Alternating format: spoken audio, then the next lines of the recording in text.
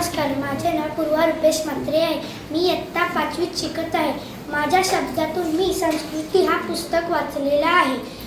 हे पुस्तक खूप छान आहे.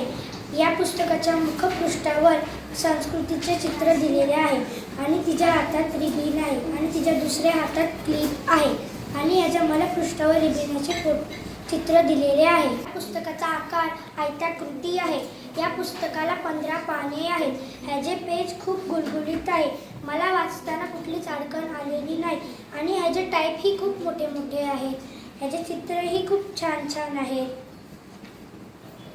हे पुस्तक मला असं वाटलं की मी वाचतच राहू. मला हे पुस्तक खूप आवडलेलं आहे. या पुस्तकामध्ये गोष्ट आहे संस्कृती नावाच्या मुलीची. संस्कृती आणि संस्कृतीची आई राहत होती. संस्कृतीला झोका घ्यायला खूप आवडायचा. संस्कृतीची आई जेव्हा संस्कृतीला हाक मारायची तेव्हा संस्कृती इथं तिथं लपायला जायची आणि तिची आई तिला शोधत बसायची. शोधल्यावर संस्कृतीला म्हणायची, अगं हे संस्कृती वेणी बांधून घे. पण संस्कृती म्हणायची, आई मला मोकळे केसच आवडतात, मला वेणी बांधायला नाही आवडत. नंतर मग संस्कृती परत पळायची आणि मग जेव्हा तिची मम्मी तिला इथं बोलवून बसवायची तेव्हा संस्कृतीच्या मनात वाटले का माझी आई किती जोराजोराने माझे केस विचारते. अगर माझे सारे केस गेले तर. संस्कृतीच्या जेव्हा आईने वेणी बांधली तेव्हा संस्कृतीची आई तिच्या डोक्यावर क्लिप लावत होती.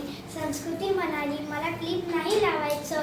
तरी पण तिच्या आईने जबरदस्ती तिला क्लिप लावलं आणि थोड्या वेळात तिला वेणी बांधायला आवडत नसायची म्हणून ती न्हावी वाऱ्याकडे गेली आणि तिने केस कापून घेतले. संस्कृती आणि संस्कृतीचे बाबा घरी आले आणि संस्कृतीची आई दारात उभी होती आणि संस्कृती म्हणाली, आता घाल बघू माझी वेणी.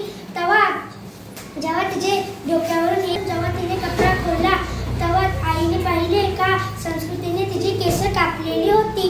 आणि मग संस्कृती तिच्या आईच्या बाजूला बसली आणि आईने तिच्या अलगद डोक्यावर तेल लावले. आईने तिच्या डोक्यात अलगद हात फिरवला आणि संस्कृतीने ते तेल लावून दिले. अशा प्रकारे हे पुस्तक खूप छान आहे. मी वाचलेले आहे. तुम्ही सुद्धा वाचा.